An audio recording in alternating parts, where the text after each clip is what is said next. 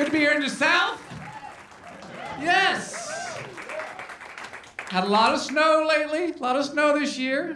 We had Snowmageddon. We had Snowpocalypse. We had Snow No You Didn't. Very sassy snowstorm. Very sassy. People love to make fun of the South. They're like, oh, you get shut down with just 2 inches of snow. And it is kind of funny, it really is. But here's the thing. This isn't like Chicago or Boston where you have a team of snowplows ready to dispatch at the first snowflake. We got one guy on a riding lawnmower with a 2x10 strapped to the front. He's got to do the whole county. It's going to take a while. Besides, we don't usually get snow. We just usually get ice. And the only thing the DOT can do is just to put salt down on the road 3 days in advance. So whatever the deers don't lick up just ends up getting stuck to your car. So now all the salt is off the roads onto your car. You still can't go anywhere when it snows, but at least you can sit at home and watch your car rust. So there's that. People like to make fun of the South. Doesn't stop them from moving down here, does it?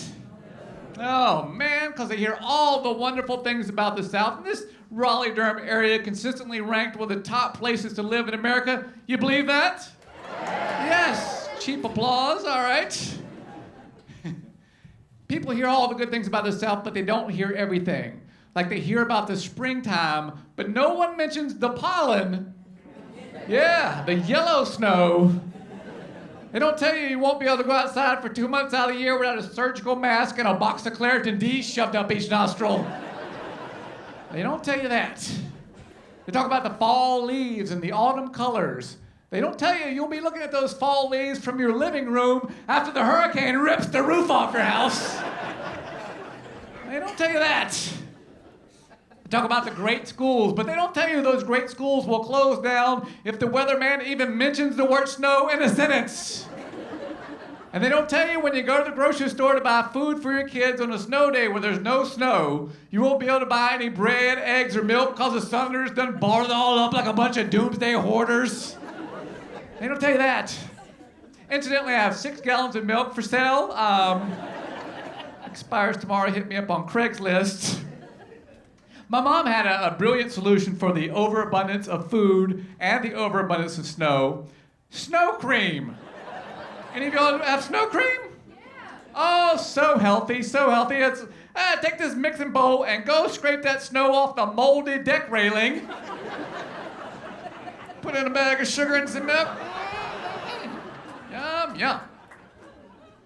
So I am from a little town in North Carolina called Saxby, North Carolina. Are you from Saxby? No. Oh, I didn't think so. Because if you are, we're probably related. It's just a little country town out in the sticks, and some of you, if you're from a country town, you know when you're from the country, you gotta make do.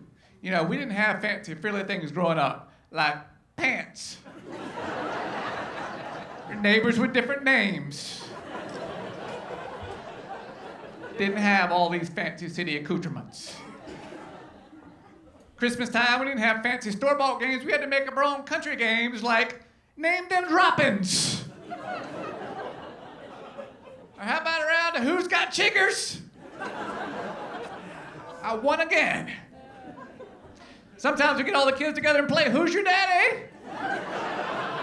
So we didn't know. We thought maybe they knew. Didn't know. My dad was frugal, and we didn't have a Sam's Club, but we did have a Big Lots in the neighboring town. And he would buy the groceries there at Big Lots. And if you've ever done that, you know all the groceries are either expired or a knockoff brand. So we didn't have Miracle Whip, we had, well, I'll be dang whip. We didn't have I Can't Believe It's Not Butter, we had, come on man, that's butter, ain't it? I know that's butter. Gotta make do. New Year's Eve, we didn't have fireworks, just a drunk uncle with a butane torch and a roll of toilet paper. Happy New Year. Woo! That's how we rolled.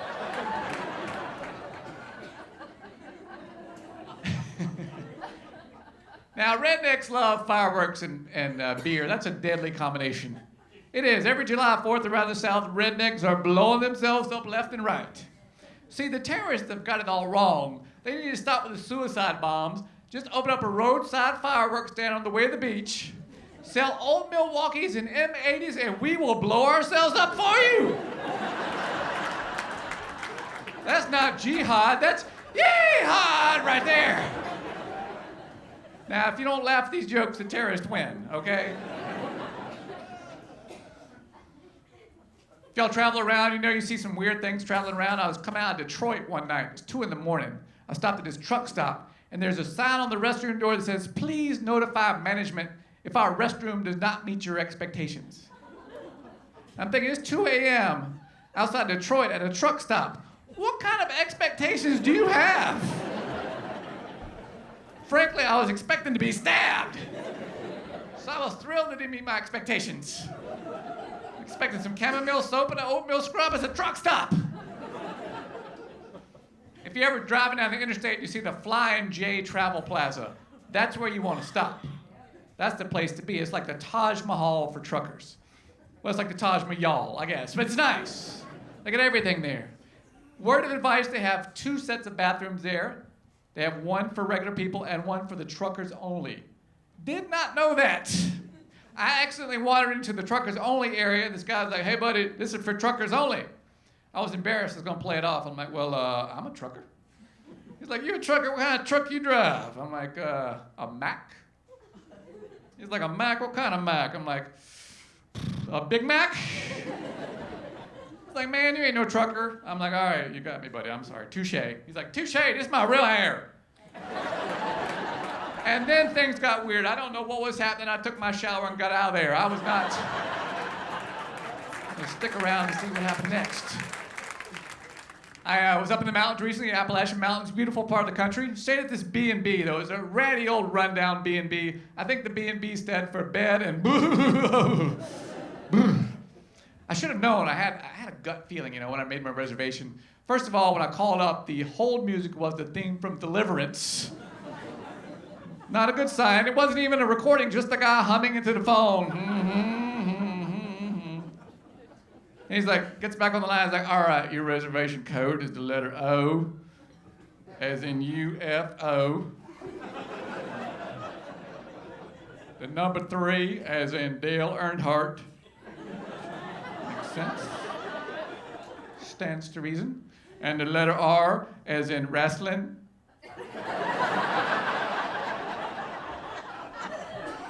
There is an R in there. So we will allow it. I was down in Texas, saw a combination martial arts studio and bowling alley. Yeah, it was called kick bowling. Very nice. The instructor was from San Antonio. He had a black belt with his name on the back. Big buckle.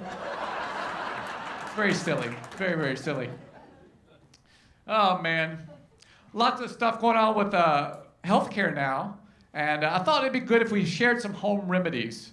Sometimes you just can't afford to go to the doctor. You can look around the house to find something to fix what ails you. Because we all did this growing up. Like if I had a stomach ache, my mom would give me a Coke to help settle my stomach. If I had a cough, we kept a little jar of whiskey up in the cabinet, just for medicinal purposes only, to cut the cough. Now, if I had a stomach ache and a cough, then I could get a Jack and Coke. We just had to plan strategically. But we all had these things. Doesn't matter where you grew up, you had some home remedies. So I thought we could share a little bit. How about, we'll start with something easy. What did anybody do? Just yell it out. What did you do for a bee sting? Just yell it out. Bee sting. Baking soda. Okay, I heard baking soda. That's what we used. I also heard tobacco. Tobacco. Wait, what's tobacco? You have a cigarette after you get stung? Relax. Woo! That was one angry bee. Did you see the size of that thing? What did you do with the tobacco? Chewing tobacco. Okay, that's much better. Okay. What do you do with the chewing tobacco? You just take it out of the pouch and put it on? Oh, you spit on it. Okay. All right. So now you've been stung by a wasp. Now you got to suffer the indignity of having someone spit tobacco on you. Well, you seem to have turned out okay. All right, tobacco good for what ails you, apparently. Anybody else had something interesting? Toothpaste? Okay, sure. How about anything else? Interesting home remedy? Neck ache, back ache, earache, anything at all? Just yell it out. Anybody got anything? NyQuil. That's not actually a home remedy. That's something you would buy in a store, but sure.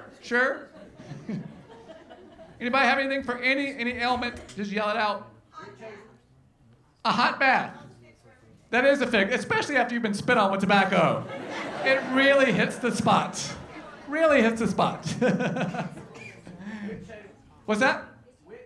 Witch hazel. For what? Earache. For earache. You just pour it in. Yeah. Just pour that in. Spit some tobacco in there while you're at it. Let's do an easy one. How about for chiggers? Nail polish, more specific. Clear fingernail polish. There you go. My mom never seemed to have clear. Never. She just had hot pink.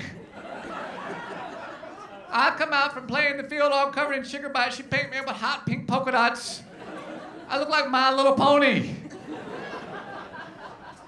Then I had to go back outside to dust the garden. We had this garden, and it was infested with Japanese beetles. I'm sorry, I can't say that. Asian American beetles. Be correct. And they're very hard to kill, so it was my job to spread the 7 dust, highly toxic, over the tomato plants to kill the beetles. Now, this being the country, we didn't have no fancy store-bought spreader, so I had to spread the 7 dust the country way, which involved me pouring the 7 dust into a pair of my mom's old pantyhose and shaking it around the garden. So here I am, 12 years old, about 60 pounds soaking wet, wearing jean cut-off shorts, pasty white, covered in sugar bites with pink polka dots, skipping around the garden, waving a pair of pantyhose full of 7 dust. Look like a backup singer for Lady Gaga.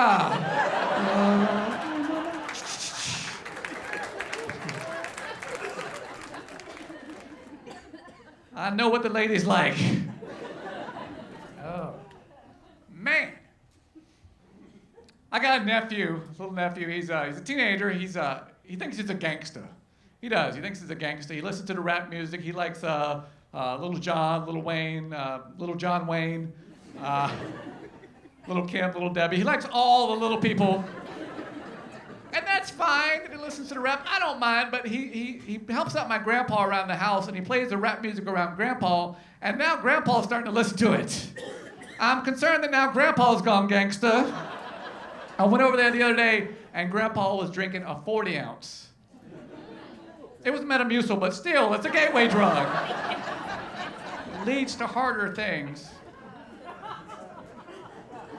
Just little stuff. He used to wear his pants hiked up real high like old people do. Now he's got them sagging around to his waist, adult diaper hanging out. What's next? He's gonna get his dentures capped in gold, toupee braided into cornrows, spinning rims on his wheelchair. He's got a Craftmatic bed, make it go up and down like a hoopty. Tell Grandma to back that thing up. Come on, back it up. That's it, Grandpa. No more rap for you. I'm delighted that over the past few years, some country singers have teamed up with rappers to do duets, and I think that's awesome. I think now it won't be long till we hear that long-awaited collaboration between the Rhymes family, Busta and Leanne. Can't wait for that.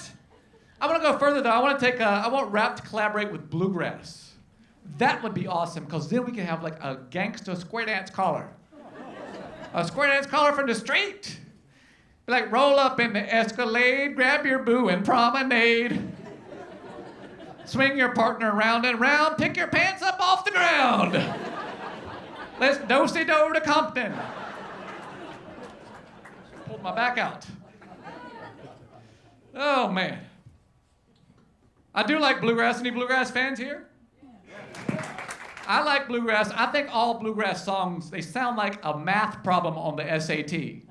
They do. Every bluegrass song you hear, I promise you, listen to the very next bluegrass song you hear, I promise you it'll sound just like this. The train pulled out of Memphis at 2:45.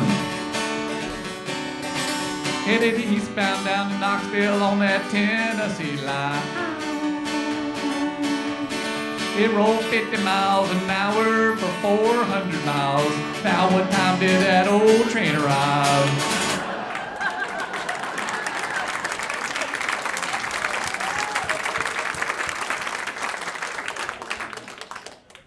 Any answers? Public school crowd, okay.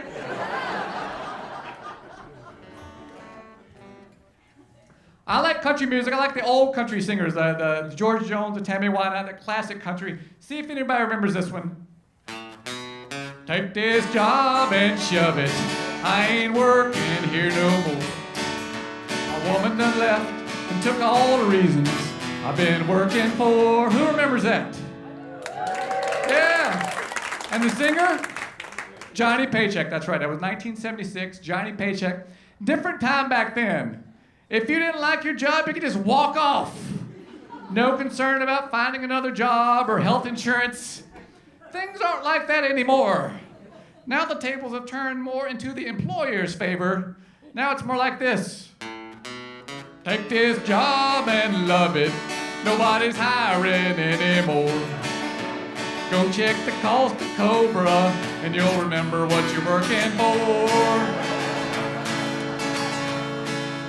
Not fully vested in your 401k, so won't you walk back through that door? You're gonna take this job and love it. Nobody's hiring anymore.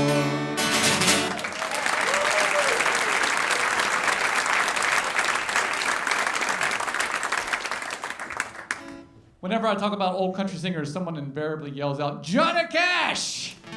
And I love Johnny Cash. Yeah, whistle if you like. Love some Johnny Cash. Johnny Cash there towards the end of his career was teamed up with producer Rick Rubin. He was doing a lot of cover songs.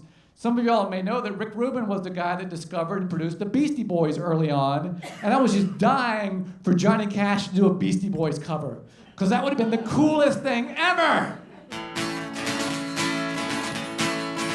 Well, you wake up late for school and you don't want to go. Ask your mom to leave, but she still says no. Well, your dad called you smoking, and he said no way. You gotta fight for your right to party. That'd be cool. Would have been the best. I was in Memphis recently, and I went to Graceland. Graceland is a great monument of what happens when you give country people money. They will buy the tackiest stuff available. But it reminded me of how much Elvis loved television. He had his TVs there, he had a great sense of humor. And I think if Elvis were still alive today, and he's not, by the way. You did not see him down at the Willow Spring Walmart. But if Elvis were alive, I think he would sing about his favorite TV commercial. And you'll know the one I'm talking about. As the snow falls on a cold and gray Chicago morn, another little baby lizard's born. He's a gecko. Now when I say he's a gecko, I want you to go, he's a gecko, in your highest voice. Especially you, sir. Really as high as you can go, everybody. And his mama cries, not yet. Oh, the baby talks in a British accent and it goes on and on about car insurance. He's a gecko. That was pretty awesome. Give yourself a hand. Yes. I don't have to pay you royalties now, do I? I'm not sure how that works. I saw Ozzy Osbourne on TV the other day. Ozzy is still touring. I don't know if you knew this. It seems like he can barely tie his own shoe, much less do a rock concert. It's hard to rock out in the Velcro tennis shoes, but he does it. But I think people like Ozzy because he's genuine, you know. When he says, "Oh, I don't see those hands in the air," he really can't see them. When he says, "Oh, I can't hear you, Raleigh," he really can't hear you. But people like that. He's had some work done, I think. He looks, youngish. I don't know. He's younger, I guess. A lot of the stars do that. They get a little nip, a little tuck, a little injection, and that's fine. I'll tell you who looks great for their age is Smokey Robinson. Looks fantastic. I don't know if he's had any work done or not, but he's got the perfect song. If he wanted to sell out, he could cash in on this trend. People say I'm the life of the party, cause I tell a joke or two. Although I might be laughing loud and hearty, my expression never moves. So take a good look at my face. Do my eyebrows seem stuck in place? If you look closer, it's easy to trace the tracks of my botox, baby. Botox, botox, botox. Thank you. Thank you. Some of you weren't laughing, or maybe you were and I couldn't tell. I don't know. It's hard to say. I've always been a big Neil Young fan. I love me some Neil Young. I saw Neil Young 20 years ago at the Dean Dome with Crazy Horse, and he was rocking in the free world. And then I saw him a few months ago at the Durham Performing Arts Center solo. He's not rocking quite as hard anymore. Life has been hard on Neil, now it's a little more like this. I'll see a grandma in the night, a crochet needle in her hand, under a magnifying light, knitting a purple Afghan. Then she puts the quilt away, calls it's time for bingo. Got gout in her leg, so she's moving kinda slow. She reaches for her walker and shuffles across the floor. If the nurse turns her back, she'll be headed for the door. Keep on rocking on the front porch of the Cracker Barrel. Keep on rocking on the front porch. Take a look at my life, I'm a lot like you. Thank you.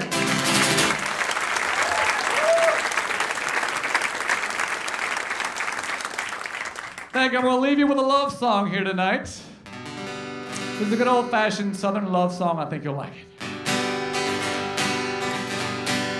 Well, I'll never forget the day we met in that grocery aisle. I've never been giggly in a Piggly Wiggly, but you sure made me smile. And since that day I've been blown away by your sweetness, baby. You make me holler and you only cost $1. I love you so, little Debbie. Well, now people say you're no good for me, but I don't want to hear. I know you'll never break my heart. Well, you might clog it up, but I don't care. Cause a man can't have too much sugar, and even though I'm getting a little heavy, I need to thrill you a chocolate pill. I love you so, little Debbie. All right, on the count of 3, I want everybody to give me a big oh, woo! 1, 2, 3. Woo! Perfect. Now think of your favorite Little Debbie snack cake, and you may have more than one. I love them all. And when I get to the name of your favorite Little Debbie snack cake in the second verse, I want you to give me a big old woo! You ready? Perfect. Perfect. Well, my heart starts to pound when you eat a fudge round. Oh, the joy it brings. I yell, oh my, it's oatmeal cream pie. It makes my tummy sing. All I want for lunch is a Star Crunch. And I would trade my car for a big bowl of Swiss cake rolls and a nutty bar. Woo, this guy, right? Well, the doctor says you're no good for me, but he's just no fun. He tells me to avoid the sweets, but he's sneaking around with his iced honey bun. Hey, our man can't have too much sugar. And even though I'm getting a little heavy, it'll be a big mistake if you touch my zebra cake. I love you so, little Debbie.